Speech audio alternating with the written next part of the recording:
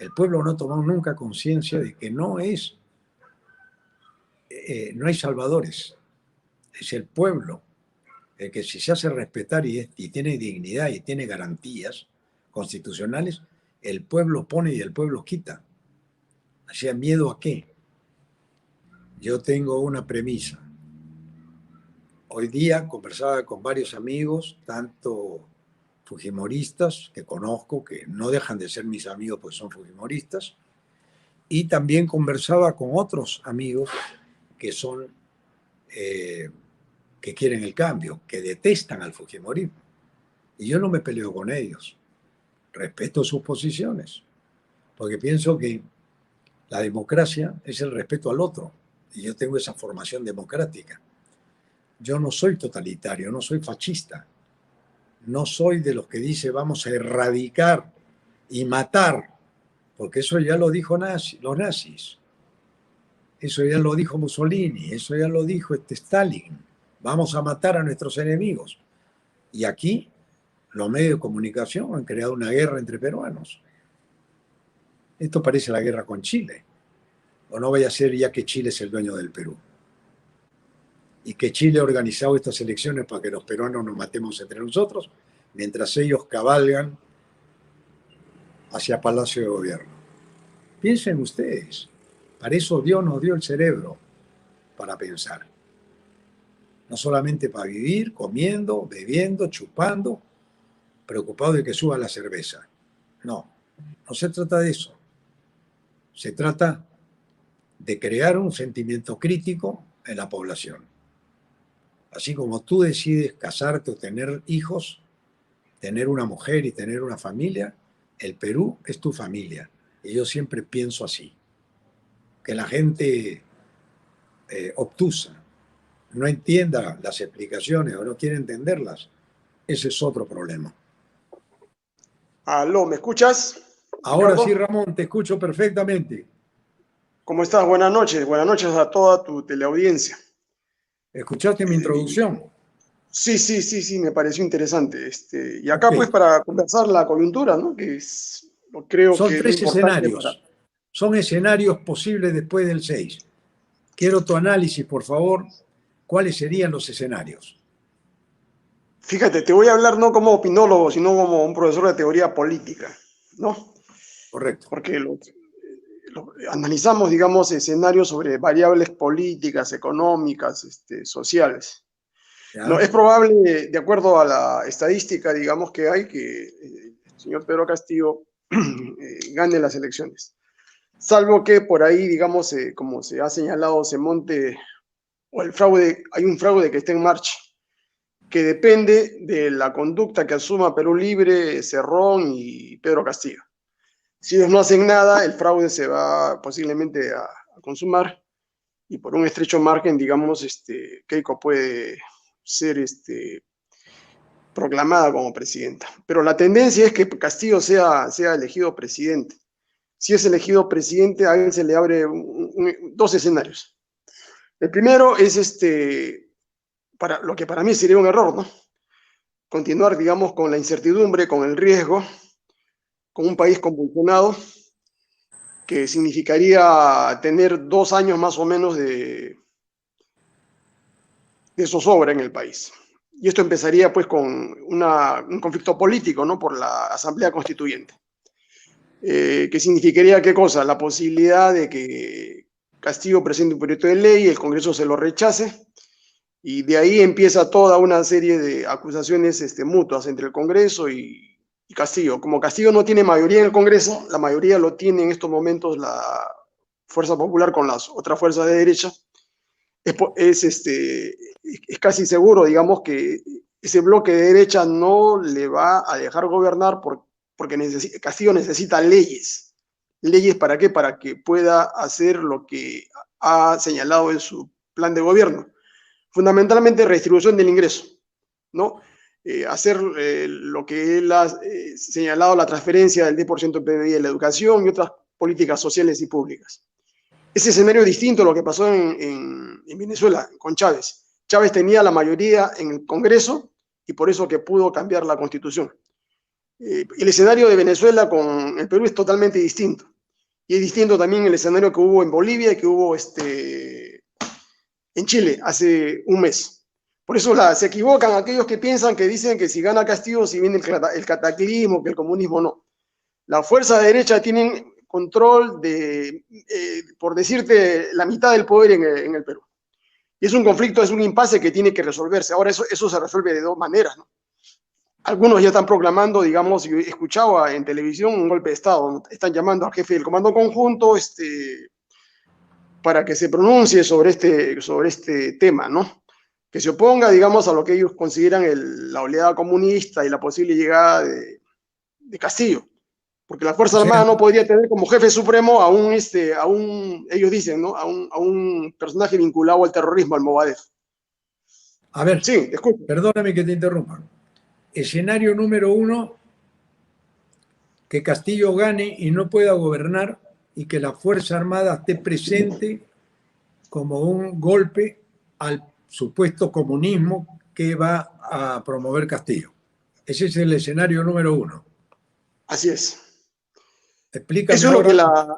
Vamos a titular primero y después desarrollamos, si me permites, porque yo quiero seguirte. Tu lógica es tan aguda, tan fina, que yo quiero seguirte. A ver, escenario posible de Castillo pone en riesgo la gobernabilidad, ¿correcto? Así es. Ya. Entonces, ya, lo que sucede escenario, es que eso número dos, que escenario Castillo, supremo. digamos, número dos, que Castillo llame a las fuerzas sociales, las fuerzas políticas que lo apoyan y comience lo que se llama un movimiento de masas en el Perú, ¿no? Y supuestamente desde lo que llaman las bases, los marxistas, digamos, empiece un conflicto tipo Colombia, ¿no es cierto? Azonadas, protestas sociales. Entonces, Castillo está ahí, como es el presidente, jefe de la Fuerza Armada y la policía, él tiene que dar la orden, ¿no es cierto?, para que si se toman carreteras, ¿no es cierto?, desactivar eso. Entonces Castillo está contra la espada y la pared en ese caso, porque él no podría ordenar a la Fuerza Armada que sancione, que reprima o que persiga, digamos, a lo que llaman organizaciones de base. Entonces, ahí el problema que tiene que tener Castillo presente en este segundo escenario es que las fuerzas de derecha tienen puesto toda una estrategia, ¿no? Si él es presidente, lo van a desgastar. En un año, en 2 años, lo desgastan. En el tercer año están las condiciones para que deje el poder.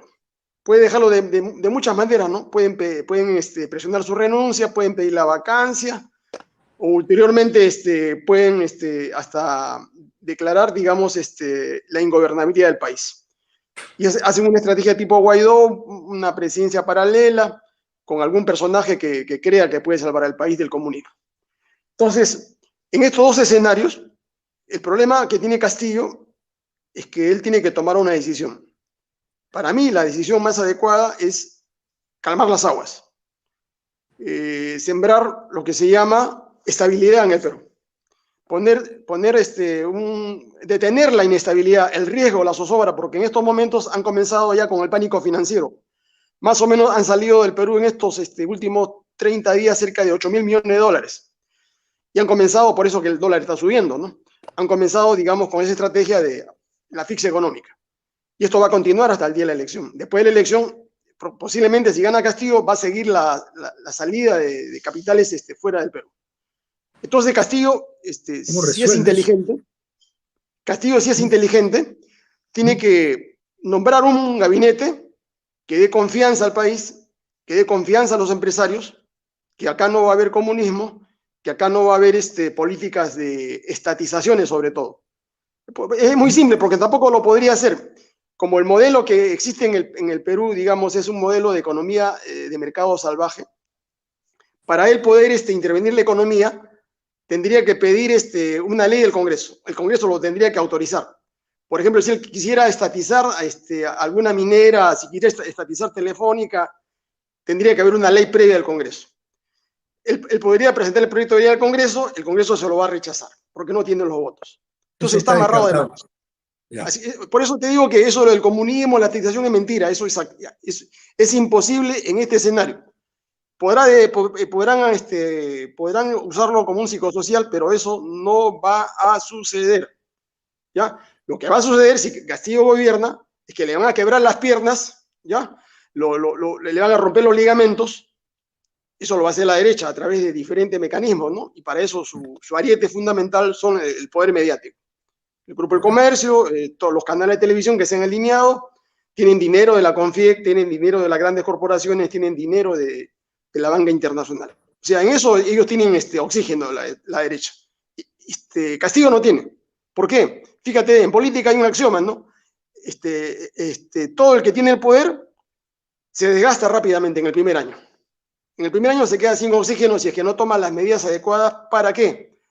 Para poder satisfacer las necesidades de la masa que lo ha elegido. Y como te decía ayer, Castillo solamente, en cifras así frías, solamente el Perú Libre tiene el apoyo del 15% de la población electoralmente activa en el Perú. Solamente el 15% y Keiko el 10%. O sea, que no crean lo de Perú Libre, que no crea Castillo, que la mayoría del pueblo lo apoya. Es solamente 15%, que se incrementa cuando se descuenta el número de votos válidos y viciados. Sube a 19%. Ya, pero en realidad es 15%. Pero, Y ahí hay un problema, ¿no? Que la derecha sabe, que no tiene legitimidad. Si hay una Castillo hubiese cosa, tenido perdón, 40%, tendría legitimidad. perdón, Ramón, pero al partir el país en dos, ¿no? O sea, yo le llamo el tercer partido, yo le llamo al comercio. El comercio es el partido político más fuerte del país, eso lo ha demostrado, poniendo congresistas, promoviendo marchas, demuestra su poder enorme, ¿no? Que la gente sigue todavía creyendo en que lo que te cuentan es verdad. Entonces nos han llevado a una encrucijada que es la siguiente. Me van a disculpar que yo esté con la cabeza así porque tengo un fuerte dolor del cuello que me impide estar mirando la cámara o la pantalla. Entonces, ese poder mediático, Ramón, pone en riesgo la sostenibilidad de cualquier gobierno si no pactas con ellos. Porque lo que acabas de decir tú, que yo no lo sabía, que las cifras macroeconómicas comienzan a variar con la influencia incluso del de la OEA, que ya se pronunció como si hubiera un concierto mundial de que quieren que el Perú siga bajo el modelo neoliberal el cual nos ha traído muchísima pobreza y ha enriquecido a muchísimos que se hicieron dueños del Estado. Porque la gente no está respaldando solamente a Pedro Castillo. La gente está respaldando también al cambio social. Eso es lo que yo quisiera que tú lo expliques, por favor. El Perú, te estoy hablando de más o menos el ciclo político y económico del año 80, cuando los militares dejan el poder, para ser más precisos. Y desde ese año, digamos, el Perú ha estado dividido en dos grandes bloques. Lo que se llama el pueblo, lo que se llama los de abajo, lo que se llama los grupos sociales menos favorecidos, que son, por ejemplo, ¿no? Toda esa zona del sur del Perú, que siempre ha votado por candidatos de izquierda, votaron por Barrantes, votaron por todos los partidos de izquierda del año 85, votaron por Izquierda Unida, Izquierda Socialista en esa época, sea PIS, Barrantes, que votaron el año 90, en esa época votaron por Fujimori contra el neoliberalismo de Vargas Llosa, votaron por Toledo, votaron por Humala. Es la misma población. O sea, son los descamisados, son los desposeídos, es la gente pobre, el nivel C, D y E. D y E fundamentalmente. Y el otro bloque es el bloque de los grupos de poder económico. Si quieres tú llámale el grupo de los ricos, millonarios, que no representa más del 1% en el Perú. que son los que se han beneficiado con el modelo económico neoliberal. Ese es lo objetivo. De 1990 hasta preciso una cifra, hasta el 2020, estos grupos de poder han invertido más o menos 30.000 millones de dólares en la inversión privada directa que ha existido. Con cifras más, cifras menos. Se han llevado del Perú más de 300.000 millones de dólares como ganancias, como utilidades.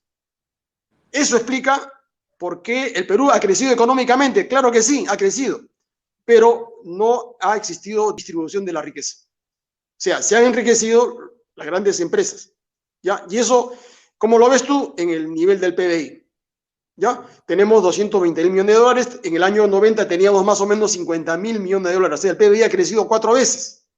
Pero esto no significa que haya existido desarrollo.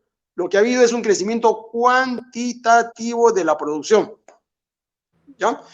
Y eso explica lo que se llama, digamos, el malestar de la gente. Si la gente, mira, a ver, en estos 30 años hubiese recibido mayores ingresos, hubiese recibido bienestar, todos, la mayoría de ellos hubiese votado por Keiko o por cualquier otro candidato de la derecha.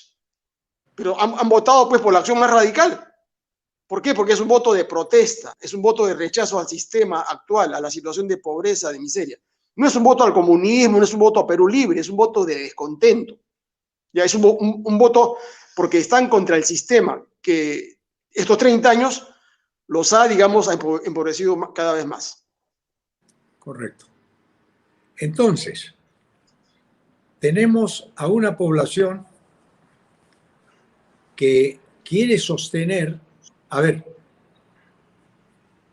primero voy a una cosa que me dijo un amigo que me visitó hoy día. Me dijo, Ricardo, yo soy industrial. La CONFIEP a mí no me representa. La CONFIEP solamente son los 20 grandes empresarios dueños del país.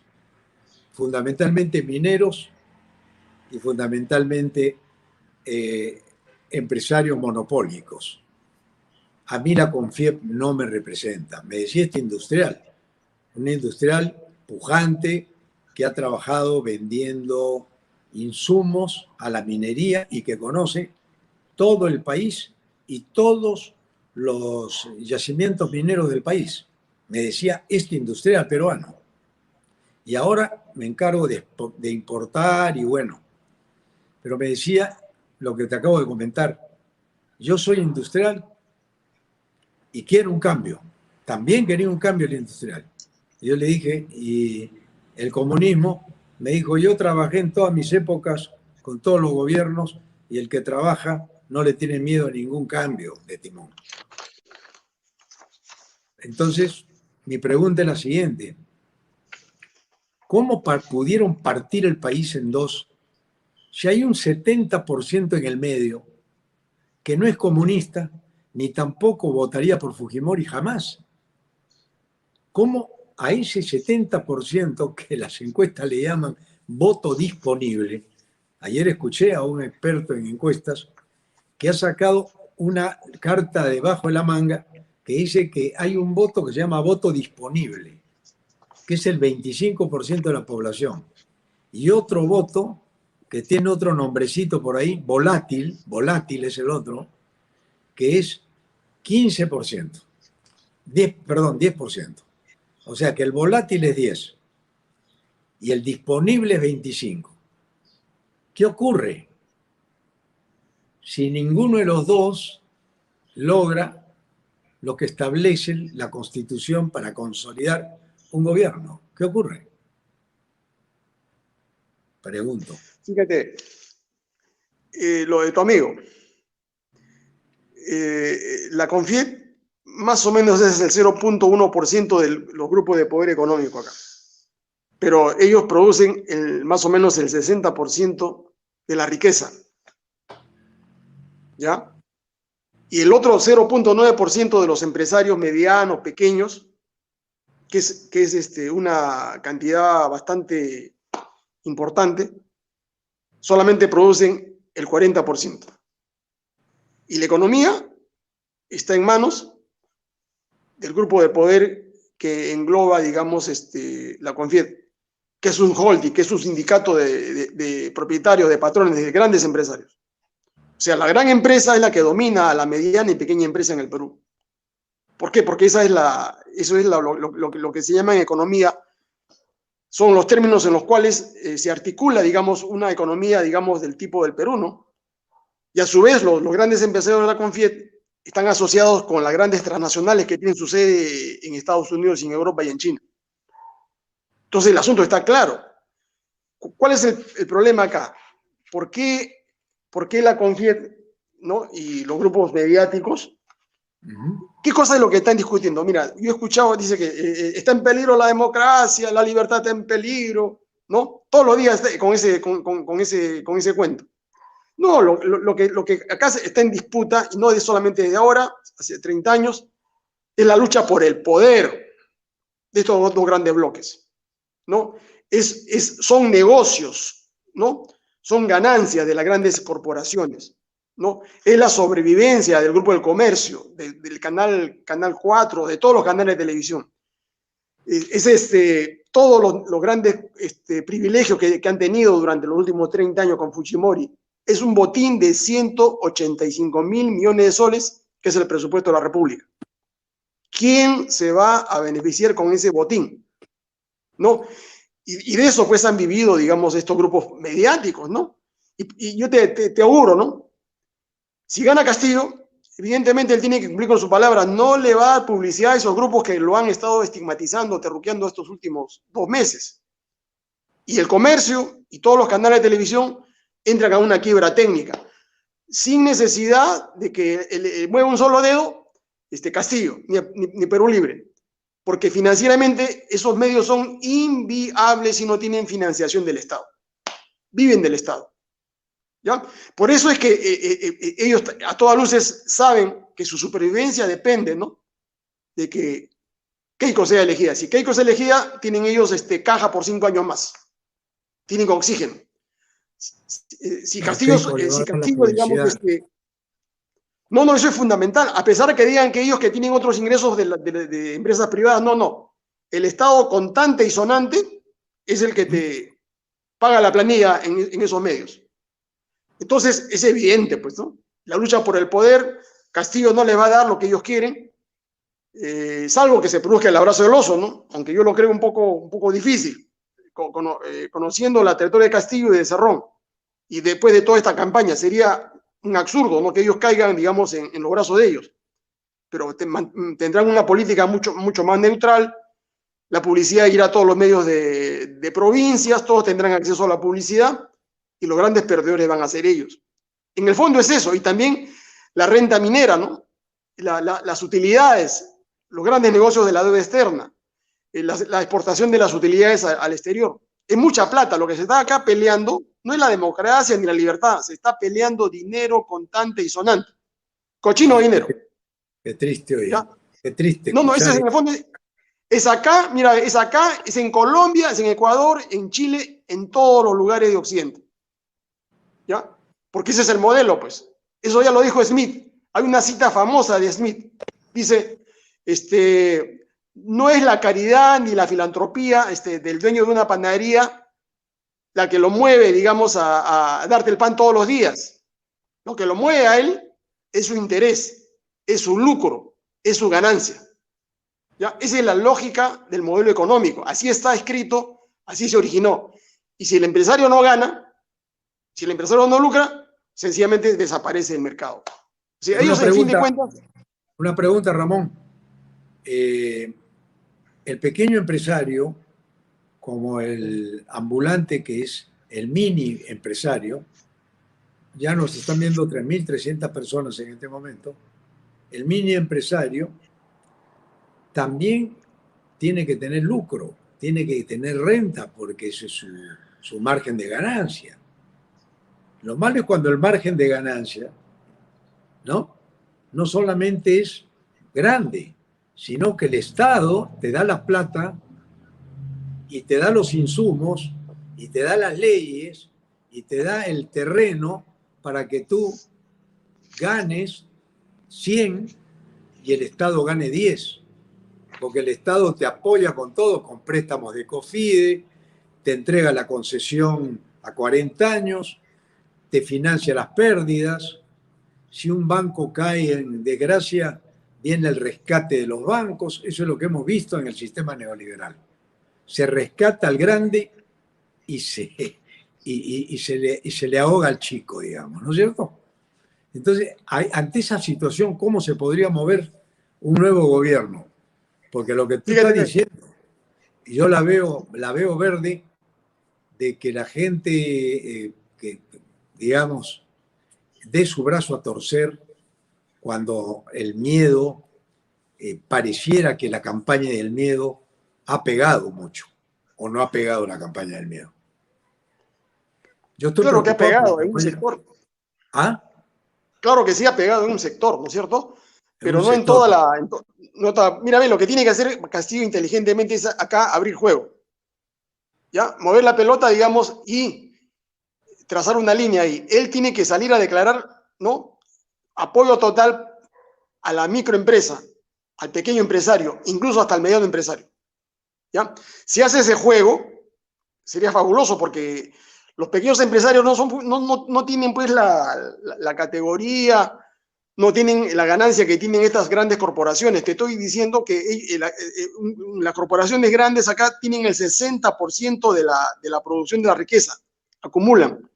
Y más de 2 millones de pequeñas empresas, MIPES, digamos, solamente tienen el 40%.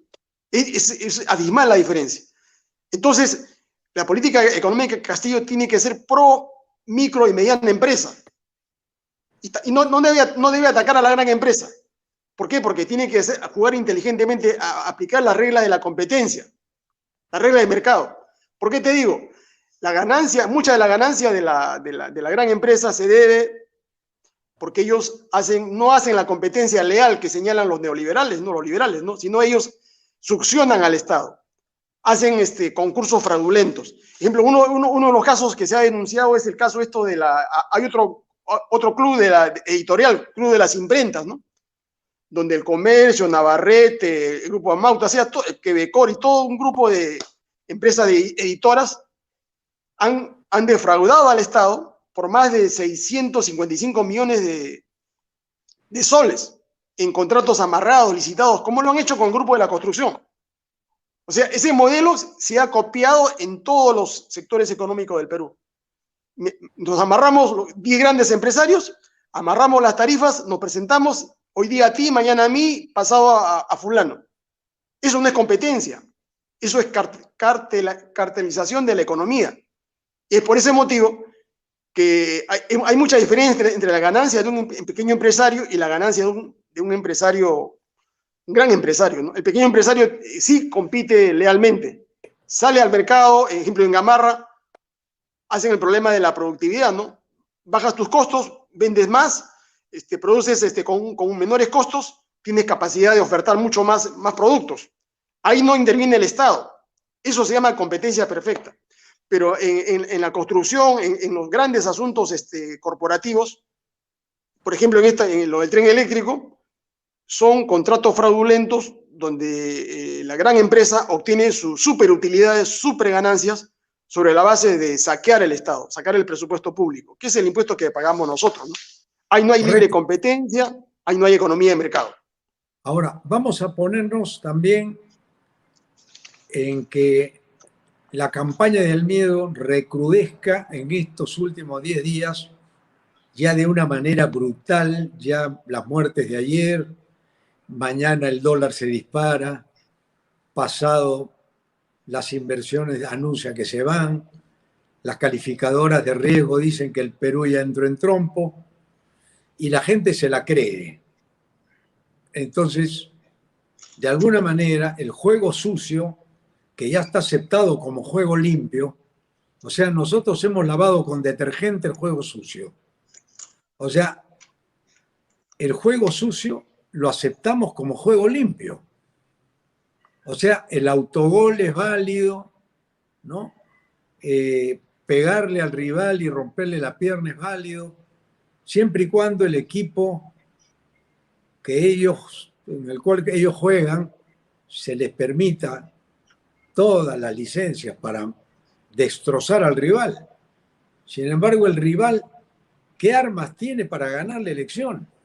Porque tiene la prensa en contra, el sistema económico en contra, la CONFIEP en contra, el poder extranjero en contra, la sequía en contra. ¿Cómo hacemos, digo, como peruanos que somos, para salir adelante sin la corrupción que ha lacerado el alma de una nación como esta?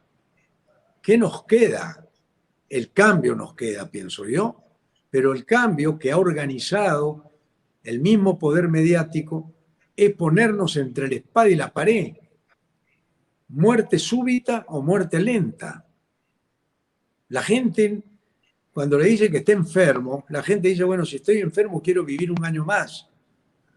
Y piensan que con Castillo esto va a ser más rápido la muerte. Pero tú dices que no, que es posible. Yo quiero escucharte porque yo no sé economía, reconozco que sé manejar una empresa, sé lo que es un flujo de caja, lo que es ingresos, ventas, ¿no? Y márgenes de ganancia.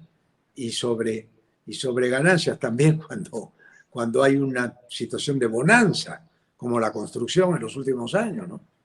Pero quisiera yo que tú me des, al pueblo le des, a mí no me tiene que convencer nadie. Yo sé por quién voy a votar, yo sé que estoy en contra de la corrupción, yo prefiero cualquier cosa menos la corrupción, yo, a título personal, pero no quiero que mi opinión sea única, sino sea cuestionada por un economista como tú, que me revuelques, que me des en el suelo, que me pegues como le pegan hoy día a Castillo. Hay que darle duro a Castillo, ¿no? Y hay que darle duro a ese 70% que lo quieren poner como comunistas sin serlo. O sea, dame en el piso, por favor. Ricardo, esa táctica gebeliana, ¿no? De que el miente, miente, que algo queda, tiene sus límites, ¿ya? Y hay un efecto boomerang, hay un efecto abono, porque llega a un punto crítico en el cual eso se vuelve contra los que promueven esa campaña. Y eso me parece que es lo que está pasando en este caso de Castillo. Ya la gente, lo que se llama la cultura popular ha asimilado que hay mucha mentira en lo que se señala en lo del comunismo. Entonces, eso va a rebotar contra las pretensiones de Keiko. Por eso tú has visto en las últimas encuestas que las encuestadoras hablan de un repunte leve de Castillo, de un estancamiento de Keiko, porque saben que no ha dado efecto, digamos, la campaña. En estos momentos Keiko debería estar primera con 3 o 4 puntos de diferencia, porque la campaña ha sido brutal. Y eso no se ha utilizado recién en el Perú, eso se ha hecho en Chile. En Chile ha sido peor la cosa, y a pesar de eso, en la Asamblea Constituyente, la votación ha sido favorable a los partidos que votan el cambio. Y fíjate que en Chile, en Santiago de Chile, ha sido elegida como alcaldesa metropolitana de Chile una militante del Partido Comunista Chileno, que es un partido revisionista, así como el partido de Cerrón, es un partido electoral, es un partido pacifista. Pero lo que asusta es la etiqueta comunista, creen que es violentismo. No, ya tienen una alcaldesa comunista ahí, declarada, convicta y confesa. Y no va a pasar nada, ¿no? No va a haber otro pinochetazo. Lo que va a haber es que van a hacer una transición, ¿no es cierto? Van a sustituir la constitución de Pinochet por otra que regule derechos sociales, derechos económicos. Lo que hemos hecho nosotros el año 79. Acuérdate, la constitución chilena que va a salir va a copiar casi la constitución 79. Esa constitución es una constitución de avanzada, porque no hay otro modelo. El otro modelo sería el modelo coreano, pues, o el modelo cubano, y no se va a retroceder, ¿no? Lo que se quiere es combinar dos variables políticas, ¿no? Libertad, que prevalgan los neoliberales, sí. Igualdad, lo que prevalgan los comunistas. Hay que acercar las dos variables, llegar a un punto intermedio, un punto híbrido. Libertad con igualdad. Eso es lo que quiere el Perú, eso es lo que quiere América Latina. Y eso es lo que al menos nosotros en teoría política sabemos. Esa es la salida de todo país sensato, de todo presidente que quiera gobernar con estabilidad. Una pregunta. Entonces, sí, sigue, perdón, disculpa. Sí. Mira, ve, el segundo escenario, suponte, ¿no? Que dé fuego la campaña del terruqueo, el comunismo. Y con el fraude que se ha montado en la OMPE, con este jefe de la OMPE y los agentes que tiene ahí infiltrados, Keiko sea la presidenta. Ya. En Se el, viene, su- a ver, escúchame, se viene un periodo de conflictos insalvables, de una cuasi guerra civil en el Perú. Ya, porque la mayoría de peruanos no va a aceptar esa victoria de Keiko. Fíjate, ve, y va a ser tan incapaz y Keiko va a caer por esta sencilla razón. Fujimori solamente pudo gobernar porque implantó una dictadura y tuvo a Montesinos y a toda la Fuerza Armada sometida. Y tuvo el apoyo de la CONFIET, tuvo el apoyo de los grupos de las grandes corporaciones, de la banca internacional. O sea, era una dictadura, pues. ¿y tú no crees que se va a Este, implantar una dictadura con Keiko? Keiko, pues, Keiko no es Montesino, pues, Ricardo. Keiko no es Fujimori. Keiko es un remedo. Fíjate nomás a quién tiene como vicepresidente, a un hombre de ultraderecha, que es este señor, hijo putativo de Rafael Rey. A quién tiene como vicepresidenta, a una señora que ha trabajado con Castañeda Locio y está envuelta en casos de corrupción. Pero hay que tener sentido común, ¿no? ¿Quiénes son sus operadores políticos? O sea, es imposible, te digo, que Keiko pueda gobernar el país porque va a haber un desborde popular acá. Y va a caer ese gobierno, no por el Congreso, sino va a caer por la acción de la población, que va a saber que va a continuar 5 años más de pobreza, de miseria, y no lo van a aceptar. Ese es Darwin, la ley de supervivencia. Tú no vas a morir, tú no vas a esperar la muerte sentado en tu choza, pues vas a salir a protestar. Y eso es lo que va a suceder. Eso es lo que genera Keiko, ¿no es cierto? No entienden. Hubiesen colocado a otro candidato mucho más potable, quizá la cosa se hubiese amenguado. Pero ese segundo escenario es peligrosísimo para el país porque vamos a tener inestabilidad. Vamos a seguir con el modelo, vamos a seguir con más represión, como en Colombia, vamos a seguir con mucho más problemas económicos, porque las finanzas públicas están mal. Eso es lo que no se, eso es lo que oculta los grandes medios de comunicación. Entonces, ¿qué es lo sensato en el primer escenario para Castillo? Tiene dos posibilidades. O abre el juego por la Asamblea Constituyente o abre juego para que el retorno a la Constitución del 79. Abrir ¿Cuál es juego más viable? ahorita, ¿Cuál es más viable? perdón, abrir juego ahorita por la Asamblea Constituyente, como dicen los marxistas, no hay condiciones objetivas ni subjetivas para eso. Es imposible. No hay condiciones. Es un deseo de un grupo, ¿no es cierto? De un grupo político, sí, es un deseo. Pero si Castillo incide en eso, va a generar más inestabilidad, más convulsión y va a provocar su vacancia. Porque la constitución fujimorista actual no le permite hacer ese tipo de constituyente. Y para hacerlo tendría que plantear una reforma constitucional. Te pregunto a ti, ¿tiene los 87 votos Castillo para promover la constituyente? No. No los tiene, pues. No los tiene, apenas tiene 35 votos. Entonces él va a chocar Esa fue la contra esa jugada barrera. perversa. Esa fue la jugada perversa que yo denuncié hace 6 meses atrás, de que todos los focos estaban en Forsyth, en De Soto, en la presidencia, y se olvidaron, profesamente obviamente, la prensa, de poner en debate esta vez un Congreso que fuera realmente mejor que todos los congresos, pero han hecho una jugada perversa, ¿no? Han ignorado al Congreso y ahora están recién revisando quiénes están en el Congreso y el pueblo recién va a conocer quiénes son los congresistas electos. Pero lógico, es una estrategia clarísima, ¿no? El partido de Keiko se dividió en tres. De esa manera conseguía mayores congresistas, pues. Si Keiko iba solamente con un solo partido, no tendría los congresistas que tendría ahora, ¿no es cierto? Porque ahorita Exacto. están llegando con sus aliados a 68 votos más o menos. Fíjate, entonces, ¿cuál es la salida sensata? Castillo tiene que dar tranquilidad a los empresarios, ¿ya? Tiene que apoyar a los pequeños empresarios, tiene que apoyar la agricultura y sobre todo tiene que dar lo que se llama estabilidad jurídica. ¿Cómo le hace estabilidad jurídica al Perú?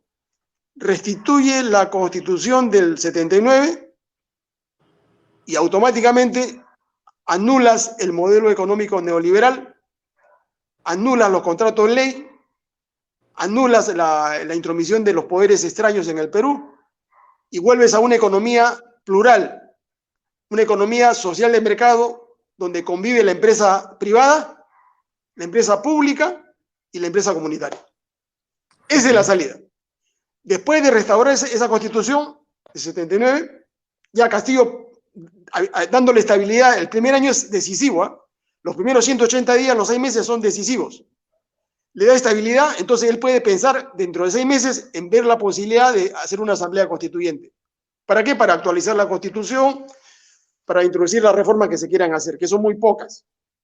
Pero ¿qué es lo que va a pasar? Si él restituye la constitución de 79, todos los agentes económicos se tranquilizan. Para la hemorragia de salida de capitales del Perú. Tercero, para la intervención de la OEA y todos los organismos internacionales. Cuarto, desarma la estrategia de la gran prensa mediática de la CONFIEP. Quinto, tranquilizas a la Fuerza Armada. 6, tienes la posibilidad de que el pueblo te apoye. No un 15%, que el 30% haga suyo el programa que Castillo va a poner en ejecución. Es un programa de reactivación económica productiva a gran escala, donde lo que se va a hacer es redistribuir la riqueza, que eso es lo que está en la agenda. El resto es un suicidio, ¿ya?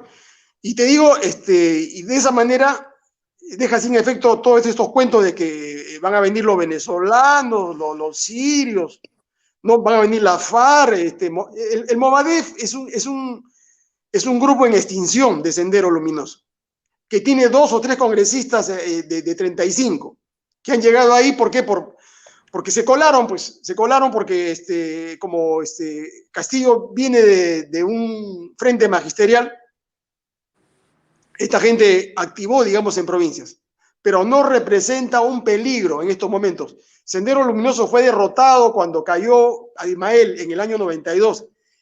Abimael capituló ahí. Y él entregó el partido, vendió el Partido Comunista Sendero Luminoso a cambio de su libertad. Pero Montesinos lo utilizó, ¿no? ¿Lo utilizó para qué? Para tenerlo preso y decirle, ¿no? Este es mi trofeo de guerra, así que ustedes senderistas no pueden hacer nada. Por eso que lo que ves en el BRAEN es un grupo no mayor de 50 personas que se dedican a la extorsión, al narcotráfico, ¿no es cierto? Eso ningún grupo guerrillero está asentado en una base, son movibles. En su teoría de la guerra popular, ellos han debido invadir toda la sierra, Cajamarca, Huancayo, Cerro de Pasco, Ayacucho, Cusco. Ya deberían haber actuado. No hacen eso, están focalizados en el BRAEN, en un caserío, para cobrar son la aduana, pues, de la coca, ¿no? A eso se dedican, con el cuento de ser un partido militarizado. ¿Ya? Eso que hay que tenerlo presente, ¿eh? Porque eso se utiliza para decir, ¿no?, que Sendero renace, Sendero vuelve a la acción armada. Eso es falso, es mentira. No tienen potencia de fuego, no tienen cuadros. Los cuadros que están actuando actualmente son los hijos de los jefes. Son niños que fueron secuestrados, a quienes les han lavado la cabeza, pero que no pasan de lo que llamaban pioneritos, que fueron secuestrados hace 15, 20 años, ¿ya? Y esos son los que ahora están haciendo este tipo de acciones. Pero no hay más. Y en realidad, el partido de fondo acá, para resumir y concluir, es que lo que se está jugando acá son negocios. 185.000 millones de soles, que es el presupuesto, y todas las concesiones, las AEPP tienen centrados sus focos en cerca de 50.000 millones de dólares en inversiones en infraestructura. Gran negociado, pues, con grandes empresas, ¿no? En los contratos que van a hacer con los ingleses y otros más.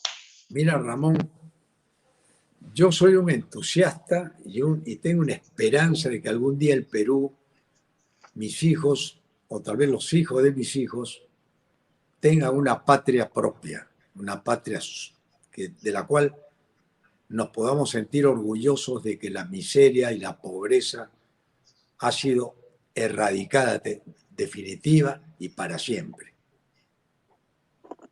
Qué difícil veo a mi país herido de gravedad por la gran corrupción que existe. ¿No es la corrupción el mal mayor en nuestro país? Si tuviéramos un presidente que le declara la lucha frontal a la corrupción y demuestra con honestidad, como lo ha hecho Andrés Manuel López Obrador en México, como lo hizo Evo Morales en Bolivia, sin ser comunistas. Ambos países hoy día son vistos desde Europa como milagros económicos. ¿Cómo es posible que nosotros no podamos salir de esta corruptela de la cual nos tiene enfermos a muchos peruanos porque no votamos por ninguno de estos dos, ¿no?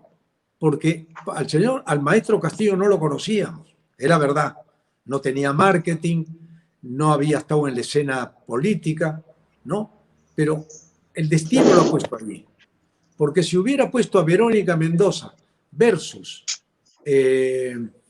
Rafael López Aliaga, la cosa hubiera sido, digamos, más suave, un país más tranquilo.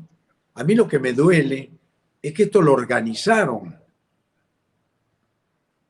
los poderes fácticos, el poder mediático, organizó esta confrontación de peruanos como si estuviéramos en la guerra con Chile y los chilenos se meten mientras los peruanos nos estamos matando entre nosotros. Esa es mi lectura final.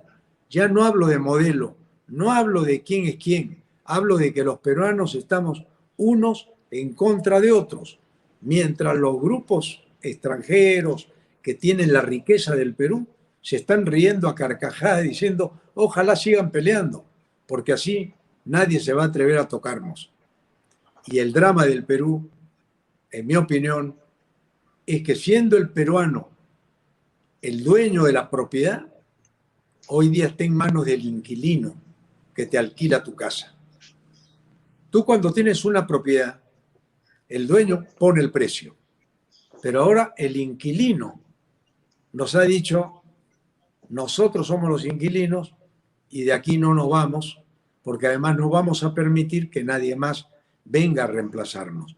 ¿Cómo se rompe ese muro de Berlín a la inversa? Este es un muro de Berlín desde el otro lado, ¿no? ¿Cómo se rompe ese muro de Berlín? Fíjate, en teoría política eso ya está aclarado, Ricardo. Ningún país del mundo ha logrado derrotar a la pobreza. Ni Estados Unidos, ni China, para decirte, ni Singapur. Tampoco la corrupción. Lo que tú puedes hacer es reducir a su mínima expresión. Estamos ahorita, por ejemplo, por decirte en cifras, ¿no es cierto? Un índice de corrupción más o menos del 70-80% en el Perú, lo podemos bajar a 5%. ¿De cuánto? Pero para eso tú necesitas que a 5%. Ah, bueno, eso ya sería pues la panacea, ¿no?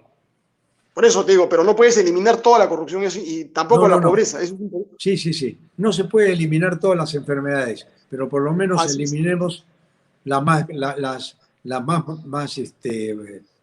mortales, digamos, ¿no? No, eso hay que tenerlo claro, ¿no? Porque la tierra no es el paraíso, pues, ¿no?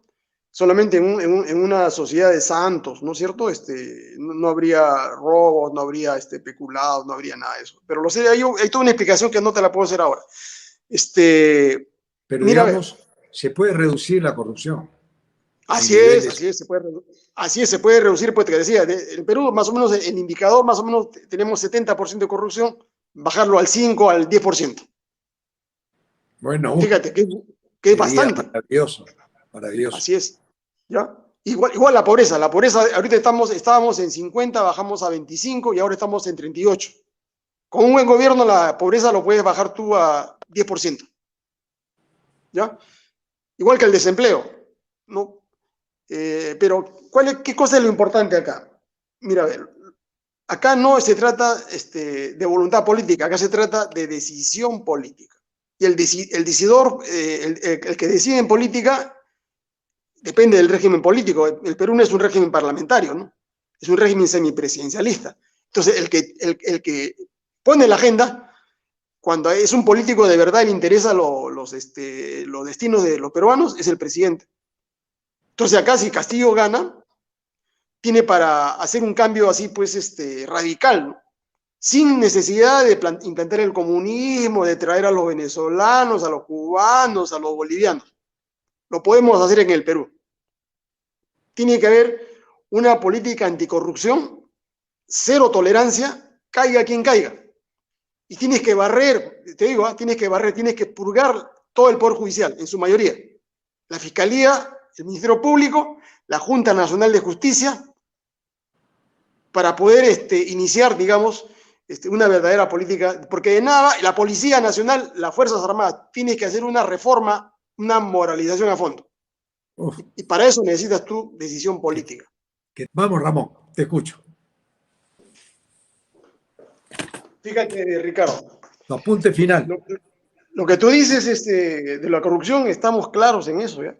Eso es lo primero que tendría que hacer también el señor Castillo, si es presidente, ¿no? Pero eso no es suficiente. Tiene que plantear un equipo de gobierno adecuado, inteligente, gente capacitada y que sea honesta. Tiene que presentar un programa de gobierno para los primeros 180 días y para los 5 años de gobierno. Tiene que plantear políticas económicas claras para que no se ahuyenten los inversionistas ni las empresas del Perú. Tiene que terminar con el problema de la pandemia. Tiene que darle seguridad a los peruanos de que por lo menos a fin de año él puede, con un equipo de profesionales, vacunar a casi a todos los peruanos, los 33 millones de peruanos. Eso se puede hacer. Tienen los estudiantes de medicina, de farmacia, de tecnología médica, de enfermería. Se puede hacer un ejército. Ok. ¿No? Ramón, muchas gracias, hermano. Muchas gracias. Has estado extraordinario. Realmente a mí me has abierto los ojos, pero me has dejado muy preocupado también. Me ha dejado muy preocupado porque hoy día, después de la reunión que he sostenido, he visto que el miedo está calando el miedo. Ojalá el pueblo no se deje dominar por el miedo. Ojalá el pueblo peruano tome conciencia de que es ahora o nunca el cambio en el bicentenario, en términos no de seguir confrontacionando, sino en abrazarnos con una nueva sociedad que comenzamos a construir en lo que yo le llamo la Segunda República. Una república de armonía, como tú has dicho, de corrupción del 10% o 5%, no 70%, donde la gente se sienta feliz, donde vivamos en bienestar, donde haya agua potable para los más pobres, donde haya luz y donde haya igualdad de oportunidades para todos, que haya un sueldo que permita a la gente vivir mejor y que no persigamos más a los pequeños, medianos empresarios y le demos todas las facilidades para que crezcan y se conviertan en grandes empresarios.